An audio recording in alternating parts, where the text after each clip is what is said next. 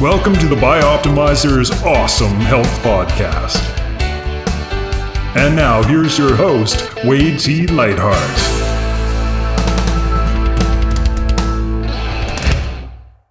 What if you could double your energy naturally without caffeine or stimulants in just 3 short months? It's not only possible, you can transform every aspect of your health if you follow the 12-week blueprint we've created for you in the Awesome Health System. The Awesome Health System is a free course where you receive a daily video lesson spanning the most cutting-edge secrets for air, water, exercise, sunshine, optimizers, mindset, and education.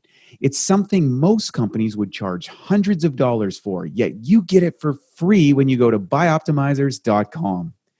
To access your course, register to download the PDF report called 3 Phases of Bioptimization, which gets you access to the report and daily access to the first lesson in the 12-week, 84-day Awesome Health course. Good morning, good afternoon, and good evening. It's Wade T. Lightheart from Bioptimizers with another edition of the podcast here, the Awesome Health Podcast. And of course, today we're going to talk about a subject that I'm really interested in. And I've been studying for many, many years, actually a better part of 3 decades. And that's on mindset, NLP, self-perception, and energetics from a Chinese medicine perspective in the healing journey. Also, how these boundaries are related to our immune resilience. And today, joining us is Dr. Chloé Bañales, and she is a doctor of Chinese medicine. An integrated NLP coach, Dr. Chloé is the founder of Ascended Alchemy, dedicated to supporting purpose-driven leaders in embodying their next level of health and performance. With her clinical experience focused on how our mental and emotional health manifests through our physical body and vice versa, Dr. Chloé's work is dedicated to helping purpose-driven leaders connect the strength of their mind to the wisdom of their body so that they can finally end patterns of burnout and feel empowered in their health journey. So, Chloé, welcome to the show. Thank you. And thank you for the introduction. Super excited to be here. So we were over at your place a number of years ago, Matt and I, and it was an awesome place. And you do a whole lot of different things. You've been in a variety of aspects of Chinese medicine. So maybe you can kind of outline your journey as a healing practitioner and how you've gotten to the stage that you're in right now and why you're focused on kind of like the mental emotional release aspect of your health journey, because it's a pretty in-depth process that you've gone through. So I'd like to get some insight. Totally. That's a great place to start. And it's likely for our listeners of this show that they have also heard other practitioners share, oh, I had a personal experience which got me to this point. So similar to those kind of people, it started back after college, and this was around 2014-ish, 2013 and 14.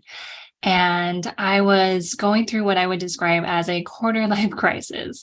I was so attached to needing to find a purpose for my life. What am I going to do? Everyone else knows what they're doing. I don't. Of course, no one else did, but that was the story I was telling myself. So this fueled a lot of sleepless nights. I actually tried to survive on only 2 hours of sleep per night so that I could do more. I was driven, but it was the dark side of ambition, I like to say. This ultimately led to an anxiety attack that led me to waking up in the hospital with an IV in my arm because I had depleted my body so much. Not the picture of health, right? And so through this process, I actually went through a psychiatry treatment and was diagnosed as being clinically depressed. Tried antidepressants, and it was a perfect bridge to help me getting to fall asleep and stay asleep again. However, once I started to feel a little bit like myself, I noticed how not myself I was actually being. This led me to finding my first acupuncturist. And the first time, I had never tried acupuncture up until this point. And you've had acupuncture before, Wade. You know how relaxing it is. I had no idea what to expect.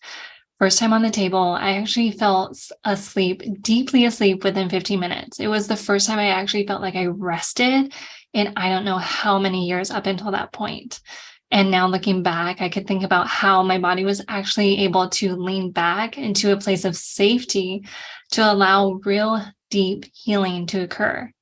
And so given about 2 to 3 months of consistent acupuncture, I was actually able to find joy in working out again and being outside again and engaging with my friends again, and was able to wean off of the medication. And when I felt this surge of life come back to me, it was like, hey, how can I do what you did for me? And he was very humble. He was like, well, anyone could do this, and it's not easy. If you really want to do it, this is the school I went to. And I ended up trying one semester out that led to 6 years of acupuncture school. And that's ultimately what led me to the career path of acupuncture and Chinese medicine. And then, yeah. Keep going. So you went through this, like so many other healers. You had a health crisis, opened your mind into other possibilities, found some sort of resolution, studied why that was, became an advocate of, and then what? Yeah, I was like, I'll try out this acupuncture school thing for a semester. It ended up being 6 years. And what's so interesting now looking back is, according to the CDC, 90% of our healthcare expenditure actually goes towards treating mental health conditions or chronic health stress-related conditions that can be managed or prevented. And so this is one of those examples of that. And from a Chinese medicine perspective, what I thought was, oh my goodness, this makes sense. It resonated in my body, was that there was no separation. There is no separation between mind and body. To treat the mind, you treat the body. To treat the body, you treat the mind. So this was something that was profound for me. And in my last year of graduate school, I was about to be done with my master's program to be eligible to get my license in acupuncture. I took my first NLP, neuro-linguistic programming training. And I remember day one sitting in that room with Dr. Matt James. And I was like, oh my goodness, this is everything I thought I needed. I didn't know I needed to know until I knew it. It's everything that was based in how our mindset influences our behavior and therefore our results and our experience of life. They were almost able to hand over the formula of, hey, you know, this is true. This is how to apply it to your life. And I actually almost considered dropping out of acupuncture school to pursue this because I was so passionate about this. I was like, wait, this is what I wanted to learn about. How could we help people experience a more elevated, a more joyous, a more fulfilling way of living life? Because that's something I felt previous to that I was lacking. And so that's where NLP got introduced along with in my last year of school, which was a very transformative year of school because thank goodness I didn't drop out. I ended up continuing and actually adding 2 more years onto school to get my doctorate. And everything happens in divine timing, right? So I'm very, very grateful to now eventually be a trainer of NLP and putting together my own certification course for acupuncturists and doctors of Chinese medicine specifically. Wow, that's a very unique spin. And so for our listeners, I've got a long history with neuro-linguistic programming, which was developed by John Bandler and Richard Grinder years ago and was the precursor to what Tony Robbins founded his entire business model from. And if you go back to the original information, I believe one was a linguist and one was a computer programmer, and they started to notice patterns within physiology that indicated a variety of different mental states, emotionals and beings, this sort of stuff. And they started teaching psychologists. They were attacked, pretty robustly because it was creating rapid transformation in people, and of course was threatening maybe the pharmaceutical industrial complex, or maybe some of the therapeutic models have come in and talk about your problems for the next 30 years, but don't get resolution. And then a series of people branched out from those gentlemen. I remember their books. You can, for those who want to listen, and we'll put these in the reference, Structure of Magic, 1 and 2, Frogs to Princes.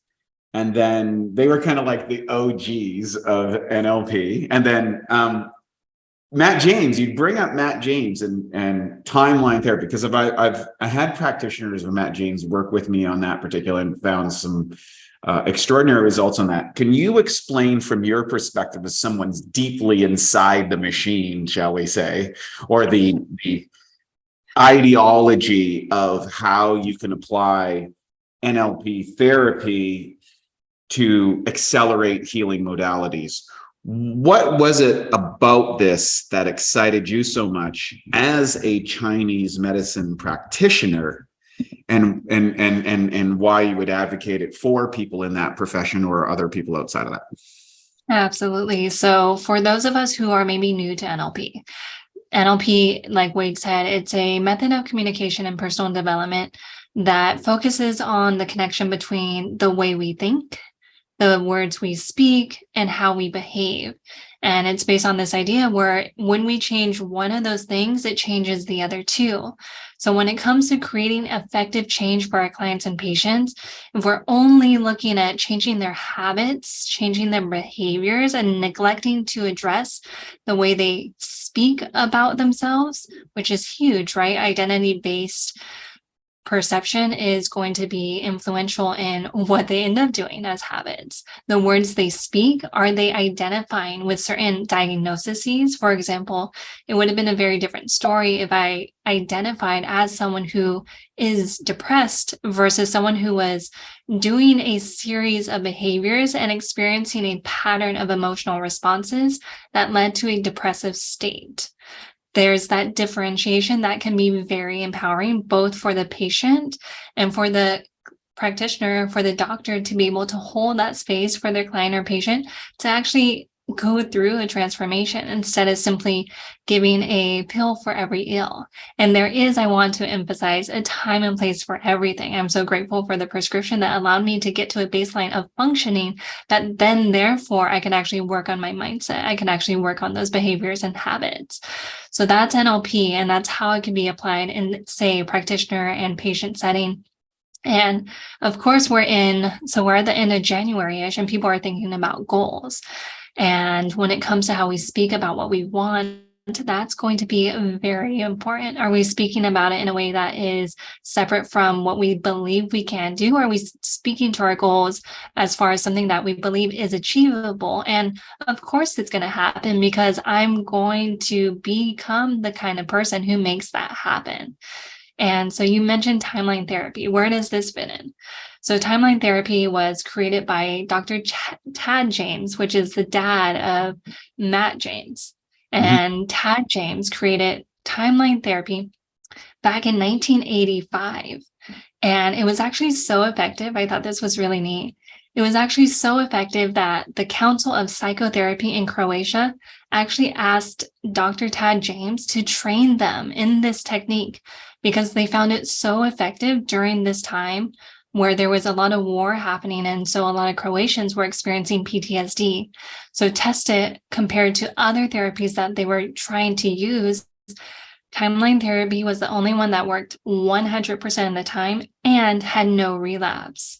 So give it a few more years later, Matt James comes along and he starts utilizing timeline therapy.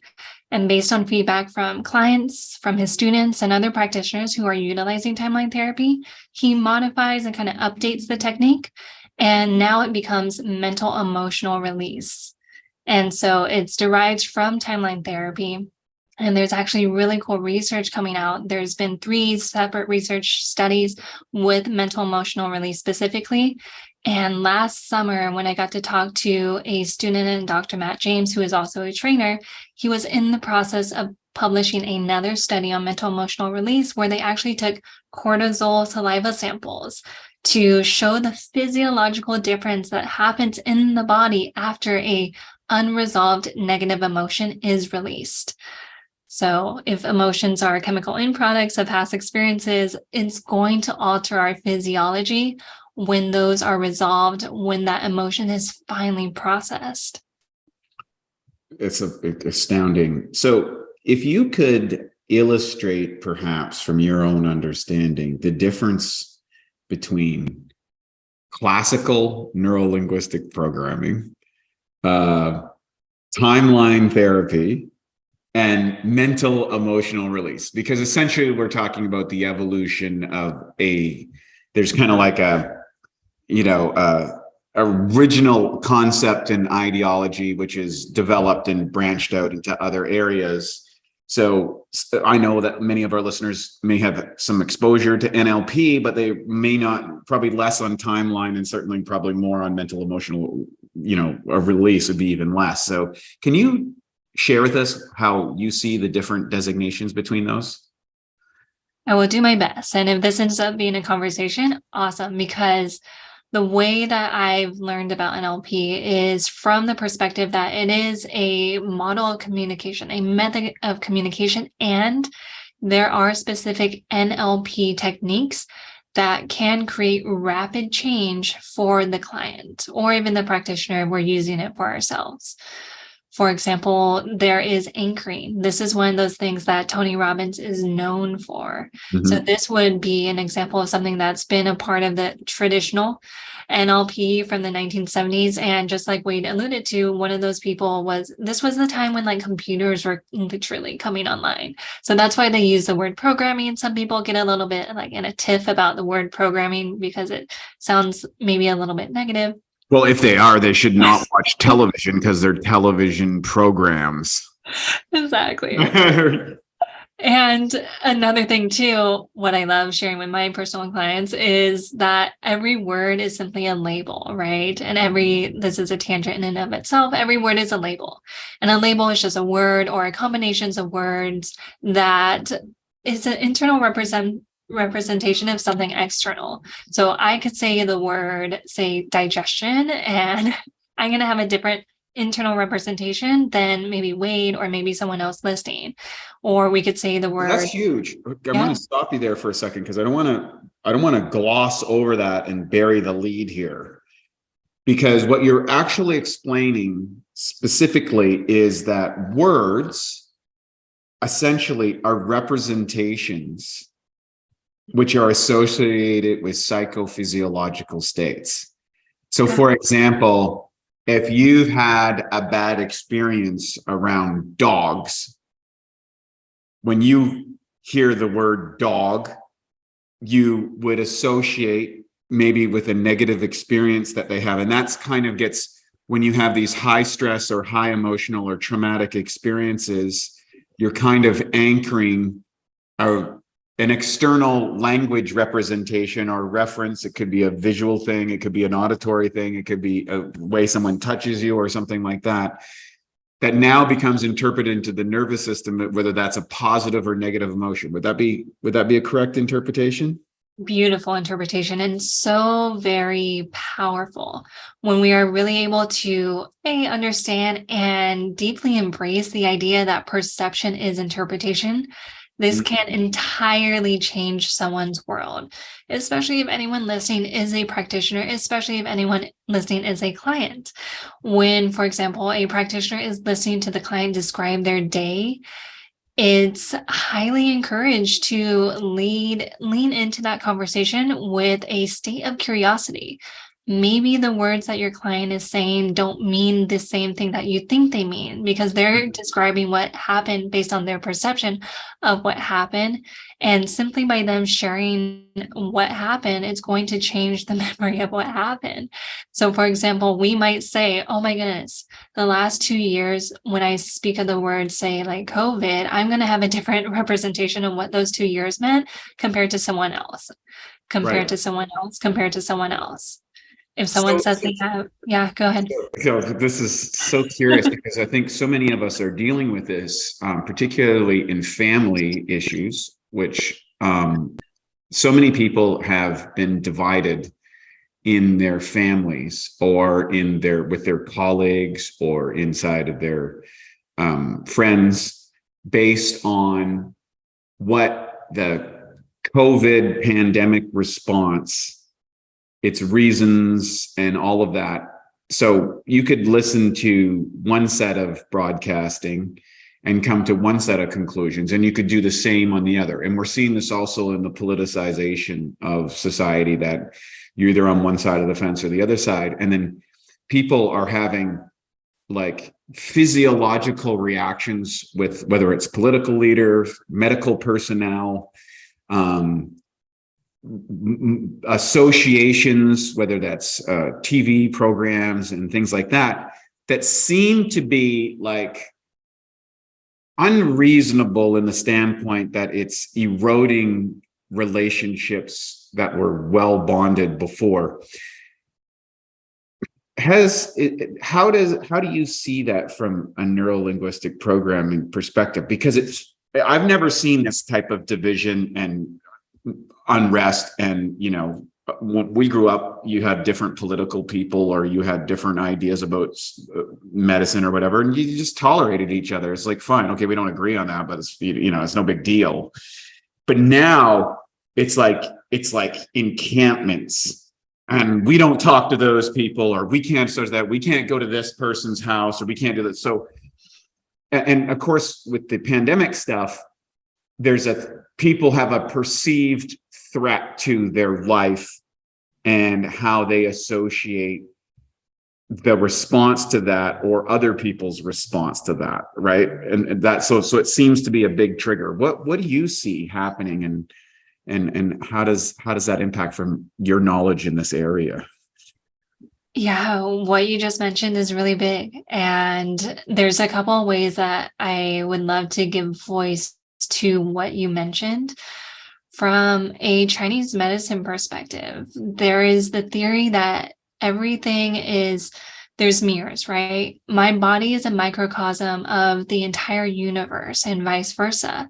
So what we see around us, maybe the neglect to go inwards and actually look at, how is this thing that's triggered me in my external world actually something that I need to integrate within myself so that it doesn't have that charge anymore. From a neuro-linguistic programming perspective, it goes back to a couple of different things. Perception is interpretation, and cause and effect. What side of the equation is someone choosing to be on? Where, sure, we cannot control everything, and we can control our response to a certain point, right? To our reaction.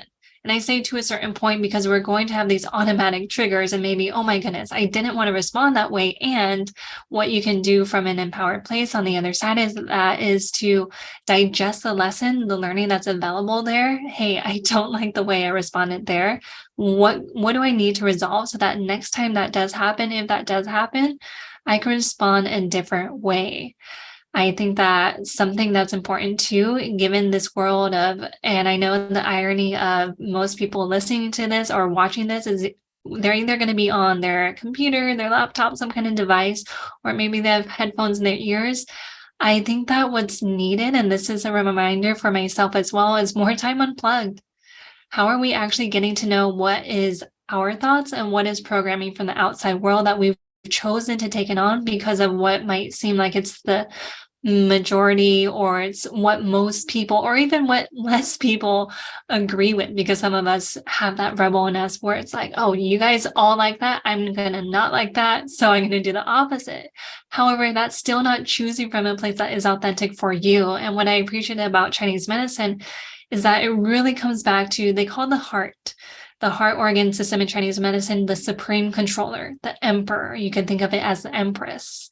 And all the other organ systems, they beat, or they're on their own rhythm based on how the heart is beating. So the more we attune to and take care of our heart, the supreme controller, our emperor, our empress, the more that's going to ripple out into our other organ systems and therefore influence our experience of life. The other key thing too, I believe you're a fan of Dr. David Hawkins as well. He's wrote a plethora of books, amazing presentations. And I love his fact that he was able to find in the book, Surrender, the Art of Letting Go. It's the yellow and white one, where he states that a negative feeling instantly causes a loss of 50% of muscle strength in the body and causes our vision to actually narrow immediately. And that's a negative feeling. So we're constantly being exposed to or choosing to watch news that is filtered through one perspective. We're constantly going through our news feed, which is curated from an algorithm based on what we click, based on who we follow, based on whatever we are surrounding ourselves in. it's not giving us a chance to maybe come from a place that really is our strongest if we're getting influenced over and over by something that doesn't make us feel good. So maybe someone has, I know I've had that experience where after a not so great night of sleep, where I'm not feeling as strong, it's harder to push through things like negative programming. It's harder to move through negative feelings because I don't have as much energy there. So the call here and the reminder for myself as well is to remember to fill up our cups first so that no matter what happens, and when we do experience a disagreement with family, friends, people around us, we're able to remember to take a breath before responding, remembering that what they are projecting or what they are sharing is the reality that they are experiencing, and it's not wrong or right. It's simply theirs. And then we get to choose how to respond from there. This is an ongoing, an increasing or an exponentially increasing challenge that I believe is challenging both the psychological and physiological health of the population. And I know we're on a tangent because we were starting with the NLP difference, but I think this is so relevant and critical in our times, in that never before have we had access to such a plethora and intensity of information programs.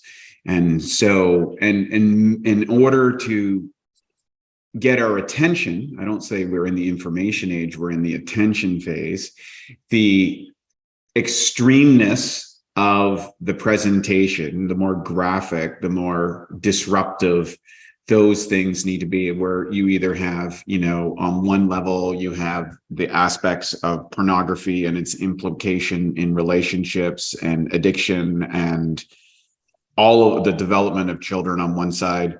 Then you have the political influences that are out there.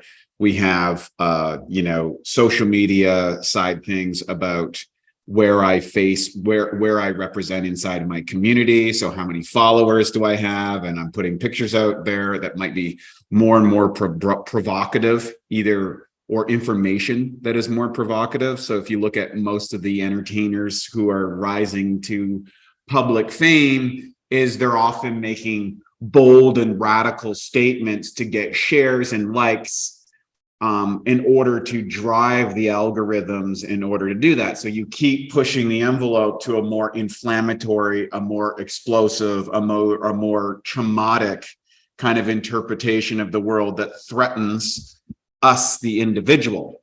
And there's no stopping it, because now it's right here on our phone. Our computers are listening to us, our phones are listening to us, our TVs are listening to us, our Amazon speaker is listening to us, or our Prime, we have all of these devices which are literally capturing these feelings and thoughts and emotions moment to moment, feeding them into the algorithms and then bringing them back into our world.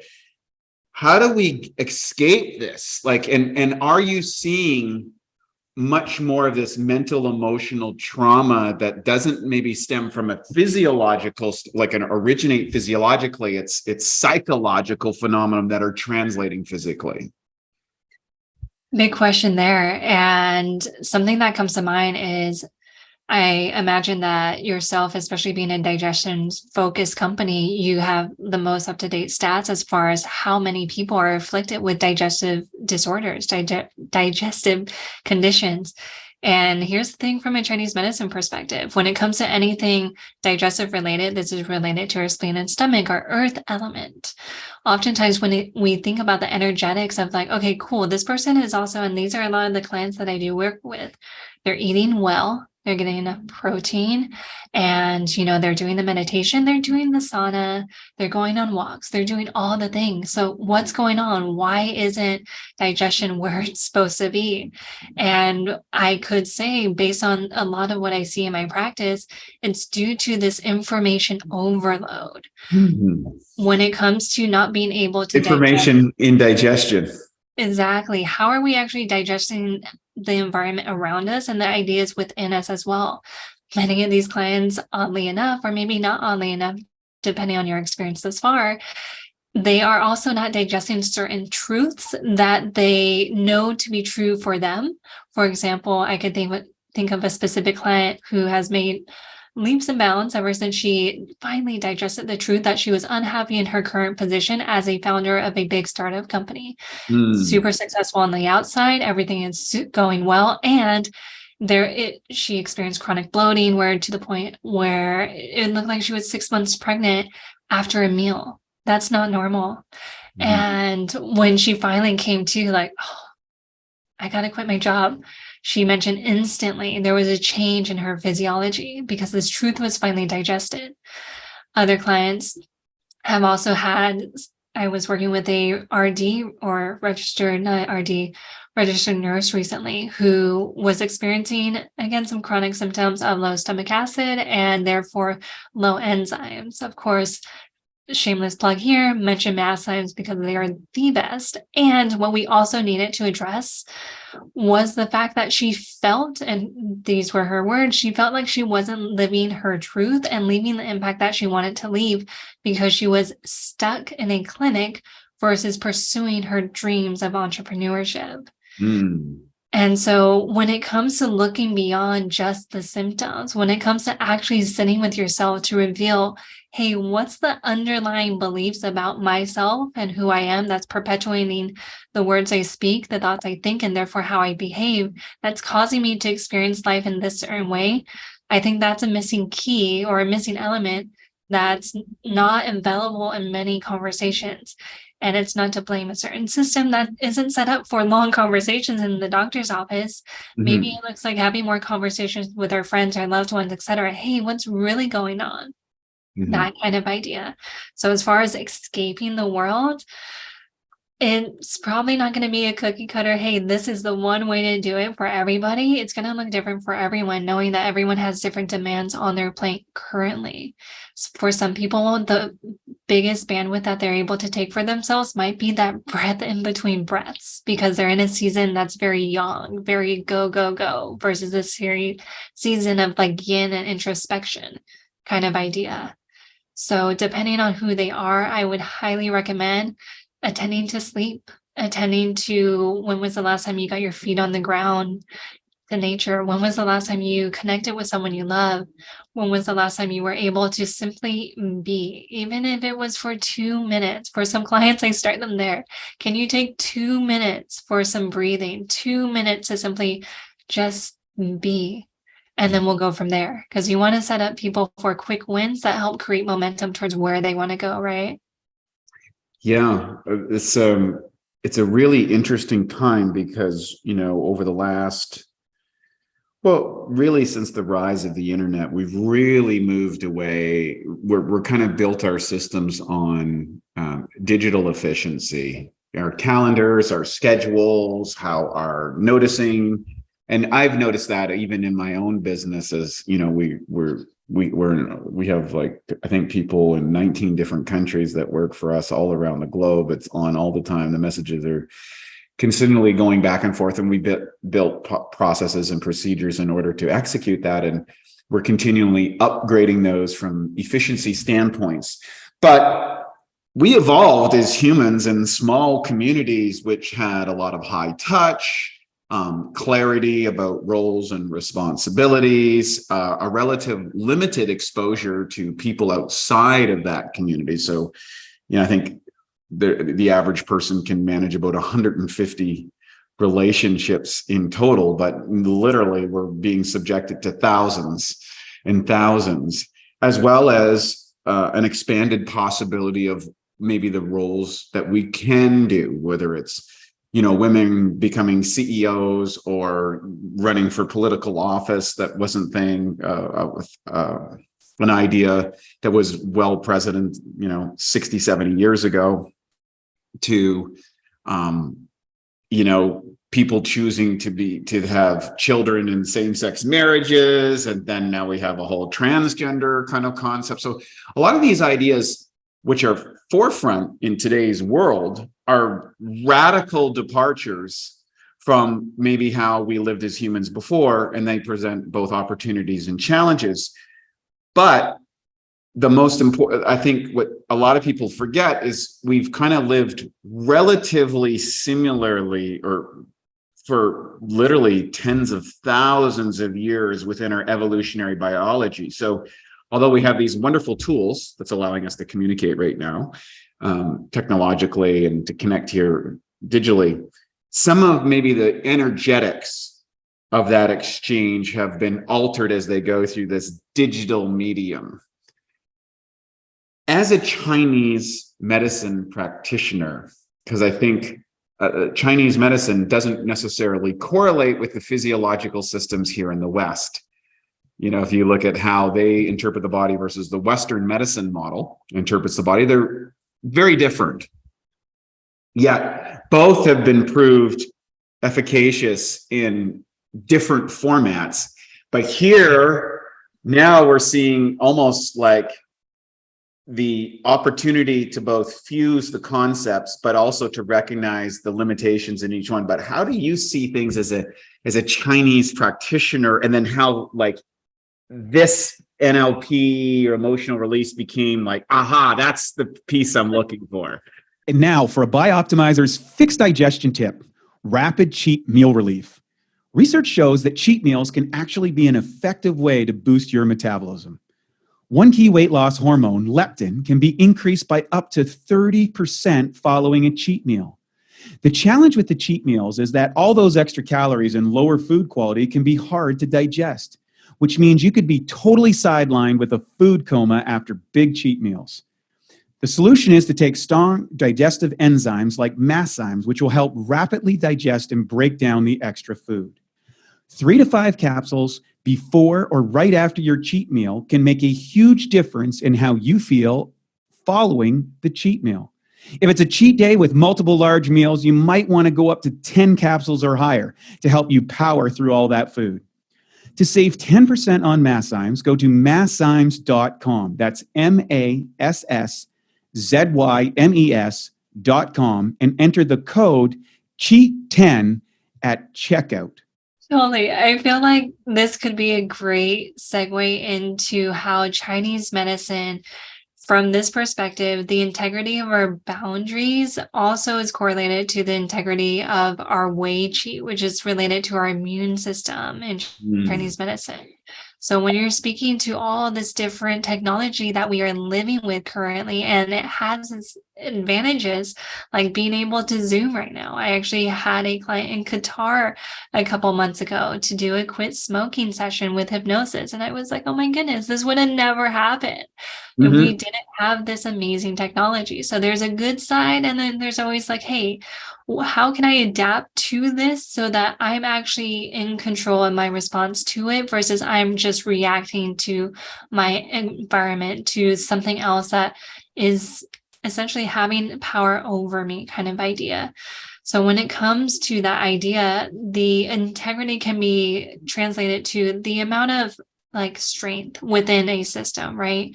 So when it comes to boundaries and it being related to whether it's technology with self, with others, or even different habits that we could have, cleaning that up can help to strengthen our immune system.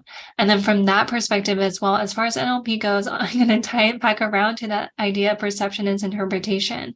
So are you seeing yourself at cause as far as, hey, I'm in charge here. I'm in charge of my reality.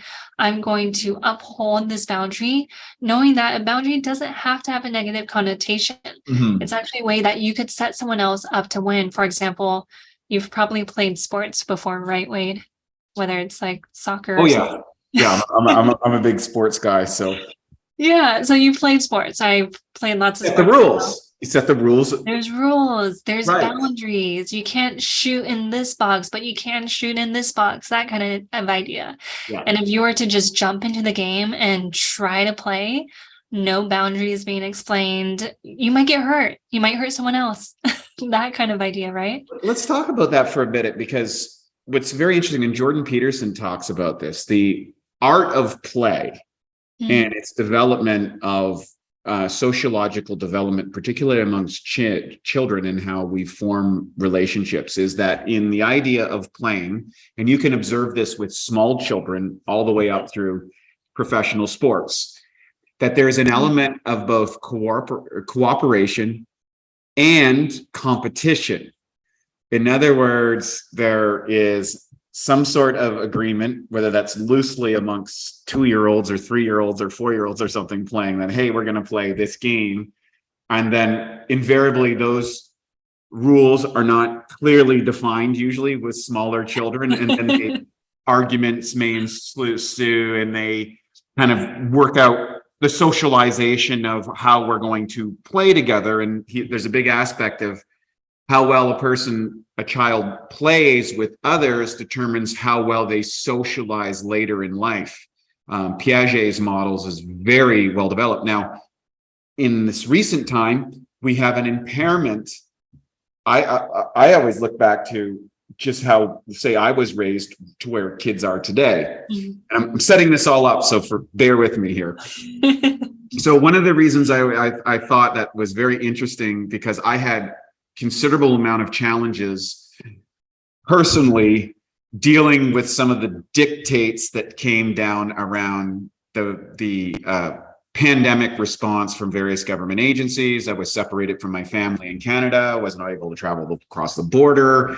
My dad was in the hospital. My mom couldn't go see him. He was for major heart surgery. I know friends and family that were separated from older people who literally were dying and couldn't see their own family members. It was like, and so I see some of these horrific tragedies that have ensued under external dictates.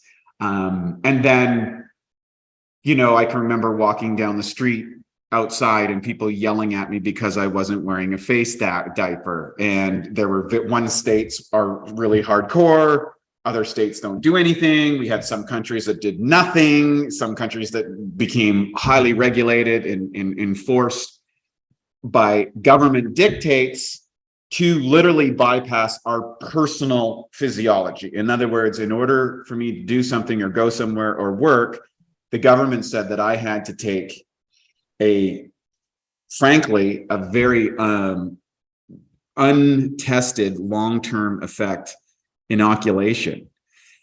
And some people had no problem with that. And what I indicate is when I was a kid, we had unsupervised play. In other words, we had to kind of work out. My parents were like, "Get out of the house. You can't stay in the house. You can't watch TV. You can't do any of this stuff. You got to go out and play and be home for supper." And then after supper, it was go back out and be home for dark.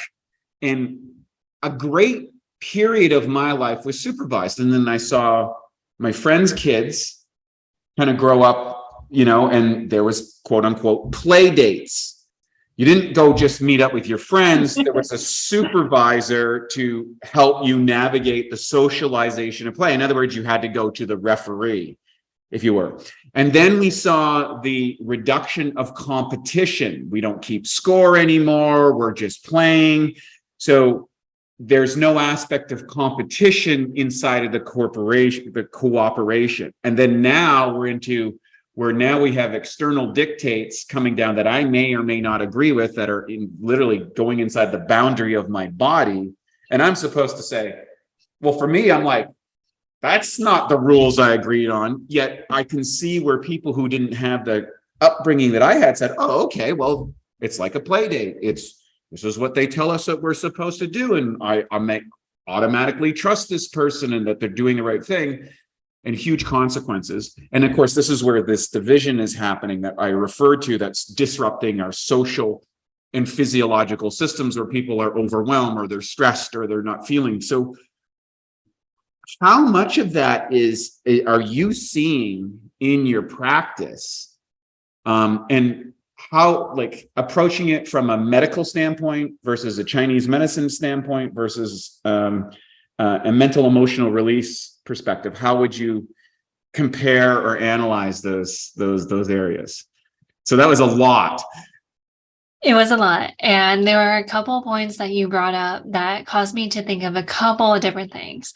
As far as what I'm seeing in my practice, I am seeing the negative impact of not being able to have as much access to the community that people feel like they can actually be themselves with. Mhm. And with that disconnection from being able to connect with others that feel like they could resonate with, causes people to feel isolated, to go inward in a place that might not be as supportive. For example, I do a small group program. I just did my first one. I'm going to be doing it 2 to 3 times a year. And one of the biggest things that these women said that they wanted from this program was a sense of community where they can share things without fear of being reprimanded, being verbally attacked for being wrong kind of idea. And so what I'm seeing is fear around being able to speak up, express themselves fully for what they believe in and what they don't believe in kind of idea. And I also am considering, it causes me to think about the work from Elaine D. Duncan.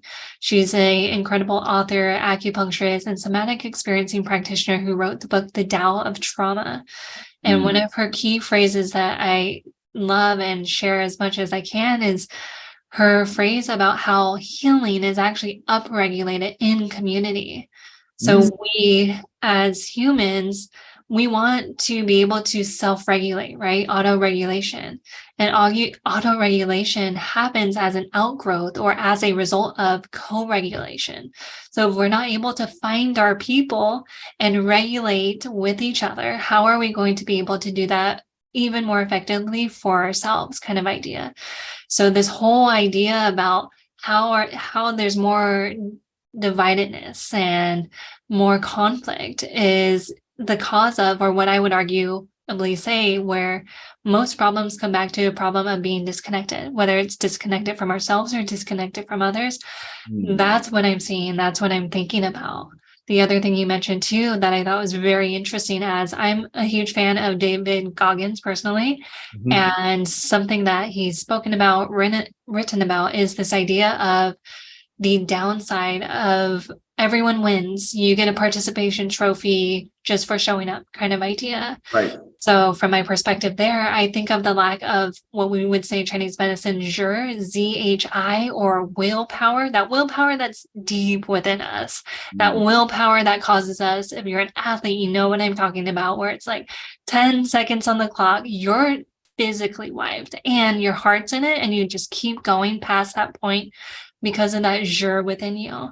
And I think because of the participation trophy, everyone gets one just for showing up, there could be a lack of cultivating that jour within ourselves to actually drive ourselves to fulfill what would be that sense of purpose, knowing that purpose is different for everyone. And it's not necessarily something you find, but something you cultivate within yourself. So a couple aspects there as far as the purpose within us, that might be something that we are overthinking. And I could say that I slip into that sometimes as well. Oh, I got to find it versus like, oh, this is something I cultivate on a day-to-day basis, moment to moment basis. Is my jour being cultivated? Am I being able to drive towards something that's bigger than me kind of idea? And be related to what you mentioned, how often am I prioritizing community where I feel safe to share not only maybe the stuff that isn't so great, to also share the stuff that is really, really great, to actually share my whole heart kind of idea. Because as someone who identifies as an introvert, I do really enjoy time to recharge on my own.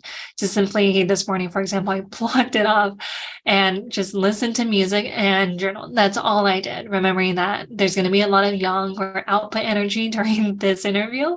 So I got to fill up my cup before that so that I can be totally present here kind of idea. So I think we went on a couple of different tangents there, and I hope that was useful for anyone who got whatever they needed from that little tangent. It's okay. Part of the fun, I love tangents. So let's go back to, we're going to tie this all into where we started, which is the evolution of NLP into timeline to mental emotional release. So NLP, if I would say, from my very limited, narrow perspective, it's kind of like I would say is embodied within Tony Robbins, which he now calls neurosocial conditioning after he was sued, I think, by Grinder or whatever Bandler. There's a lawsuit to go there. But essentially it is being able to leverage your physiology from an unproductive state into a positive state, to exert your will or your into the world to get what you want done, and to be very conscientious of both how you language, your physiology, and how that influences your behaviors and activities. Timeline therapy, how would you designate timeline therapy as a differentiation from NLP? Totally. So as a way to differentiate it, NLP is almost like a whole school or system of thought and application. Mm-hmm. Within neuro-linguistic programming, there's the theories or the themes, whether it's perceptionist interpretation, cause and effect, mind, body, emotion, and also responsibility for change, remembering that it's a do with process. I cannot do anything to my clients. I'm working with them as a guide kind of idea, which also applies to timeline therapy. And with NLP, there's also techniques, anchoring, chaining anchors. There's some of that modeling, mirroring. All these different things, super cool, that cause rapid change.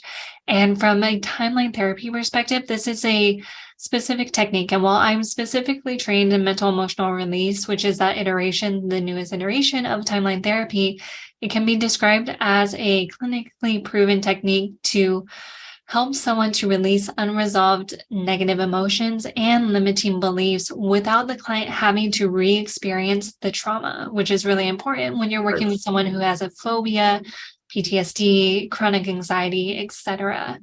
So differentiating that, it's almost like NLP, if we go bigger picture, is an entire system with different theories and applications and techniques. And then MER as a therapy is a specific technique. Does that make sense?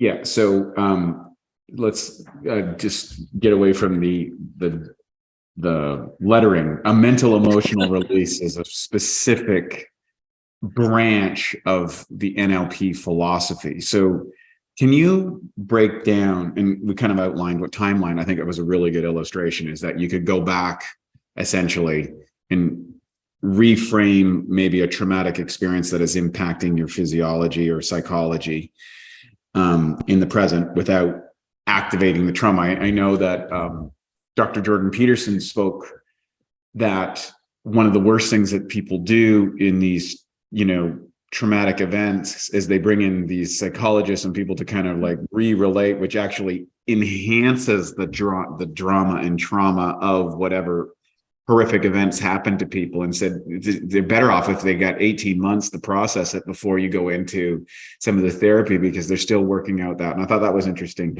But let's talk about mental emotional release, the area that you're most focused on right now. What is mental emotional release, or MER, as you like to kind of abbreviate it, because we're all in the 3-letter word land now. What is mental emotional release from your perspective, or how do you integrate it as a healing modality with your clientele?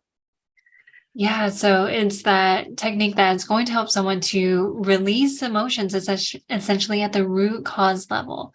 What I mean by this is that for those of us who are familiar with how the subconscious mind works and how that influences our behavior, most of our imprinting happens within the first 0 to 7 years of age, right? Mm-hmm. And how many of us actually remember what happened between 0 to 7 years of age? Not many of us, especially when it comes to the big things that cause us to experience reality now in the way that we are experiencing it. And so to set this up here, something that I explain to clients is that the reality that we are experiencing right now, present day, January 24th, as of the recording of this podcast, 2023, is a result of how we think about our past and what we project into the future. Mm-hmm. So if we want to change our experience of reality now, we either can do one of two things. We could clean up what we believe is in our past, Or we could put something out into the future that changes our experience of now. For example, you could think of a time that you have a vacation booked and you're like, oh my goodness, I'm going to be in Hawaii in a month. I'm so excited. So it changes your state now because you're thinking about something in the future, right? Or if you think of something before, like, oh my gosh, I can't believe what would be an example, like got broken up with the night before my birthday. I'm the kind of person, bad things happen to me all the time. Birthdays are terrible, that kind of idea. Right. That's changing how you feel now. So with MER, you're able to actually not go back to that time before your birthday kind of idea. You actually go back to the time, the root cause event that caused all the, for lack of a better way of describing it, the gestalt or the chain of events. Associations, kind of like the associations that you anchor to the event. Like, okay, I had this breakup, which was the trauma, but because it happened before my birthday, I now associate his birthdays as ominous as opposed to something to look forward because of this traumatic experience that now have bled in to my language, going back to or my representation of what a birthday is. So instead of a celebration that I've got another year wiser, or I've become healthier, or that I've become more of a integrated human, or all these positive associations I have, oh no, my birthday, I got broken up on last year. And then, this year things are a little wonky at work and maybe I'm going to find out. And then maybe you actually start to behave in a way that I think when these become chronically piled up on, that you do become the negative thing that the car breaks down and you get fired from the job. It becomes a country music song. You know what I mean? Like the old, my dog left and my wife hates me and the job went down and I'm broke as that whole kind of humorous story, or like blues music, which is kind of, instead of, okay. So here's a person, they've had a trauma over the last couple of years, right? They've gone through if we look at the data on psychological, emotional trauma, to give it the most hardcore evidence of this, I think comes out of Canada recently, in that suicide rates in Canada, which I would say is the ultimate inability to manage a psycho-emotional condition. And I'm not putting that as a disparaging component. It just means that the person has come to the conclusion that it would be easier to end one's life than to continue with the suffering. So it's probably the deepest level of suffering that a person can experience, and that they would just choose to end their life willingly as a way out. 4,000 on average, it's around 4,000 deaths per year through suicide in Canada. And since the pandemic began, we're now in excess of 10,000 deaths a year in Canada. So that's literally almost like what is 150% increase in the ultimate loss. So when you look at the other data, you're seeing a correlation that scales up much higher as people's feeling distress or emotional or psychological or psychophysiological components. I think the evidence about the all causes mortality between healthy adults in working age between 18 and 64 has gone up in places as much as 800%. And so that's not indicative of the pandemic response or the innovations or therapies that have been provided, but may actually be because of some of the restrictions that were put on place in this disruption of the psychological or normal sociological development. All that to say, here is people coming with very deep and challenging mental and emotional conditions that they don't know how to do. How would you, as a mental emotional release therapist, is that what you call yourself, a therapist? Practitioner. Thank you. How do you determine when someone comes to you that, this is an option for them and this is something that they could do? And what does that look like? So people can listen and say, hey, maybe that's what I need. Maybe I need some mental emotional release. Yeah, something that's key here to know is that there's going to be, whether it's mental emotional release, whether it's acupuncture, whether it's talk therapy, whatever it is, there's going to be a practitioner for everyone. So, for example, if someone showed up, they were conversating with me, it would look like me asking them questions. What specifically is real for them right now? And where do they want to be?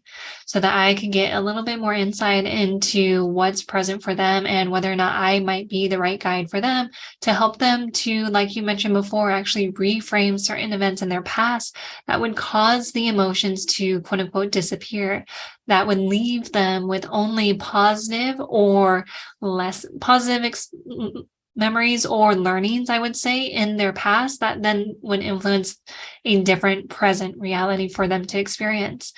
So I'm certified through the Association for Integrative Psychology, and they do a great job of referring people to practitioners that would be a great fit. So there's the email address, it's info@aiponline.org, where someone can find a practitioner that would be best for them, whether it's for acupuncture, whether it's for mental emotional release, NLP. I always encourage people to interview at least 2 people so you could get a feel of what is out there. I'm going to have my own flavor of practice that someone else is going to have. I'm going to have my own experiences that might resonate or not resonate with someone else kind of idea.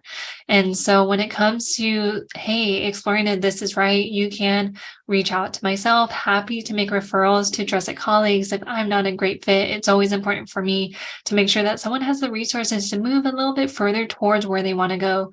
They can use that email address. And there's a great book by Dr. Matt James that he wrote on mental emotional release. It includes all the studies that I mentioned as well, whether it's the one from Croatia or the recent studies from Dr. Patrick Scott that had over 900 participants in it. There's going to be more context in there and more examples about how mental emotional release has helped thousands of people at this point. So when it comes to like, hey, is this for me or not? Reach out, ask, happy to answer questions. Check out that book. It's on Amazon, Mental Emotional Release by Dr. Matt James. You can email the email that I mentioned, and I'm happy to be of support in any way that I can. That's super awesome. We'll put all the links in here. Just to quickly summarize, who do you think can benefit from mental emotional release? How can you tell if you need mental emotional release? And then what kind of timeframes are we usually talking in that type of therapy for positive results to incur? Yeah, so everyone's bio-individual and within their own seasons of life, right? From a Chinese medicine perspective, and I would say most perspectives. And as far as mental emotional release and how it compares to other therapies, 3 things here. 1, it's actually quick. It takes an average of 8 to 10 minutes per negative emotion or limiting belief to be resolved. So pretty darn fast, right? And so usually within what we describe as a breakthrough session, I'm spending actually anywhere from 5 to 8 hours with the client so that we are sure that we could get all of the, what we would say, baggage on the table for them to be released. As far as who is ready, it's a matter of them choosing to be ready. Maybe you've seen this in your experience, Wade, where there are some people who are still really attached to whatever they're holding on to, and they're not ready to let it go. So those are the people that aren't a good fit for mental emotional release, because it does work if you want it to work, if you're ready for it to work, kind of idea. It's not going to release if you don't want it to release. Your conscious demand or conscious order of what you want to happen or not is your conscious mind is the captain, and your unconscious mind is almost like the crew behind the captain. So conscious mind is like, no, I'm not ready. I'm going to hold on to this still. Unconscious mind is like, okay, sounds good. We'll hold on to it until you're ready. Or until you have to be ready, kind of idea. And as far as if anyone like is needing this, I trust in the intelligence of each person, where when they know that this thing is going to be for them, they're going to know. going back to that idea of, in Chinese medicine, your heart is your supreme controller. It's your emperor, it's your empress. It's going to help tell you what's true for you or not. Are you willing to embrace the courage to A, listen, and B, act on it kind of idea? Because maybe you're like, okay, this sounds interesting, just follow that pool kind of idea. It's kind of the example of you walk into a room and it's like, oh, this feels like home, versus you walk into a room and it's like, this is a weird feeling place. I'm going to walk out of here. So my encouragement would be to listen to more of that, especially when it comes to something like mental emotional release that can transform the way you experience life. Very powerful. Where can people find out more about you, how they could leverage mental emotional release? It's something I believe that you can do online. Is that not so? This is very true. I am grateful to have clients from the East Coast, even like I mentioned, Qatar and other countries, thanks to the technology is Zoom. There's that silver lining, right? And so if anyone is interested in continuing this conversation or they had an insight spark up, I'd love to hear from you. I'm most active on Instagram, Dr. Chloé Hom, so dr.chloehom, or I can be reached through my website, chloehom.com, HOM.com. So that's right. You got married. So I was referring to your old name, not your new name. I actually didn't get married. That's my middle name. Oh, okay. I thought that you got married or something, because I'm like, wait a minute. That's We not moved in together. No marriage yet. And I see. Well, maybe we can put some positive intentions around that and do some mental emotional release. Thanks so much, Dr. Chloé, for joining us today. Really appreciate it. This has been awesome. And I can share with our listeners, I think in today's world, mental emotional release is the fastest way and probably the most important tools that you can leverage. We make these technologies available to members within our company because of the rapid and positive impact that it can make in individuals' lives, to be paralyzed by conditions that they thought were outside of their control or outside of the understanding of their traditional medical doctor. And they found tremendous amounts of relief, some of them even after decades of doing therapies like mental emotional release. So if you're skeptical, I understand, but recognize that we've all been socially impacted over the last couple of years, whether you like it or not. And if you're struggling in your life with maybe how you're interacting with your former social groups or current social groups, if you don't feel like your normal self, or if you're just feeling overwhelmed or unhappy or a sense of malaise about the future, these are good indications that there is some unresolved trauma that mental emotional release may be able to assist you with. So I want to thank you, Dr. Chloé, for joining us today. Super awesome for you to be here, and I wish you the best in your career and continuing, and hopefully you'll get over to the BioHome soon at our next party. And I want to thank you to our listeners, and always share with you that, you know, part of Bioptimizers' whole ideology is to help release and let go of physical illness and to experience awesome health. And you have more capacity inside yourself than you can imagine. You just need a few people to unlock your super self. I'm Wade T. Lightheart from Bioptimizers. This is the Awesome Health Podcast. We'll see you on the next episode. At Bioptimizers, our mission is to fix digestion. And a cornerstone of digestion is gut flora. P3OM is our patented probiotic formula. In fact, we call it the Navy SEALs of probiotics. You see, strong proteolytic or protein digesting activity is paramount to having a healthy gut flora. And of course, P3OM provides that. The good news is, unlike weaker probiotics, P3OM survives the digestion process. What it does is it basically multiplies the good guys while protecting you against pathogens, or what some people call the bad guys. P3OM really helps to rebuild your digestion. And what that allows you to do is to maximize nutrient uptake, energy, and metabolism. To find out more of how P3OM can help you, go to www.bioptimizers.com. Thank you for listening to the Bioptimizers Awesome Health Podcast. You can find more information at bioptimizers.com.